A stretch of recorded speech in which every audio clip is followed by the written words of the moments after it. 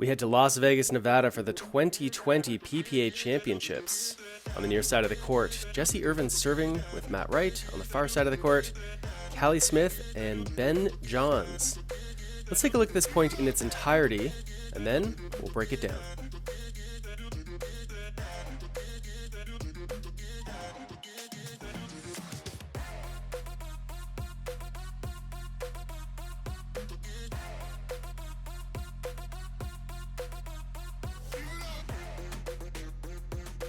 Both teams have decided to stack, and that's because they want the women playing on the right-hand side of the court and the men playing on the left. And whenever the returning team is stacking, that creates an opportunity to drive to the open court. Jesse Irvin sees that open space and thinks this is a good chance to maybe pressure Callie Smith a little bit. She drives that ball cross-court. You'll see that she's got to be really precise because Johns is closing the middle. So good at doing that. Irvin plays the good drive, and this is a really nice volley by Smith. A good neutralizing volley makes it difficult for Irvin to do much with it. Now notice the difference here between the two teams, how close the players are to one another. Johns, as we said before, really covers a lot of the middle of the court. Irvin and Wright, a little more spaced out. I love what Smith does here, always looking to attack. She takes a little bit of a drop step that lets the ball rise up a bit higher so she can drive that ball. Irvin is ready for it though with a two-handed backhand counterattack. Love the way she hits those. A little bit of fireworks here, and then that ball clips off the top of the net. Don't always realize how difficult it is when you're watching. When that ball hits the top of the net, redirects itself, Callie Smith handles it very nicely.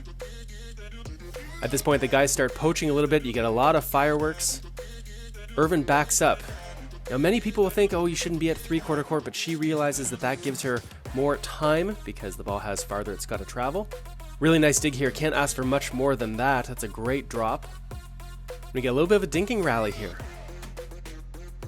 One of the things Ben Johns is so good at is attacking balls that otherwise look unattackable. Look how low this ball is on the backhand. He's able to flick it forward at Irvin. She gets handcuffed, ends up playing with two hands on her forehand side, but gets that ball back over the net. As the point unfolds here, you see Wright thinks that it might be a good idea to play an offensive lob. Johns, however, is too tall, jumps too well. He gets up nice and high, hits that overhead smash, and what's really important here isn't so much that he hit it hard, but he hit that ball down into the dirt near the feet of Irvin. Nothing she can do with that. Let's look at this point one more time in its entirety. Love watching these four of the best pickleball players in the world. You can see why, just the diversity of skills here, the speed, the finesse, the creativity, and just finding a way to win. This is great pickleball, and this PPA Hot Shot was brought to you by Pickleball Cocktail. Hey, Katie, could you pass me the creamer? Why don't you just come into the kitchen and get the creamer? I can't come in the kitchen. Sure you can.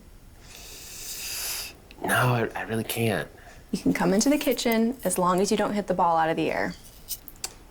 All right. That's why I stay out of kitchens.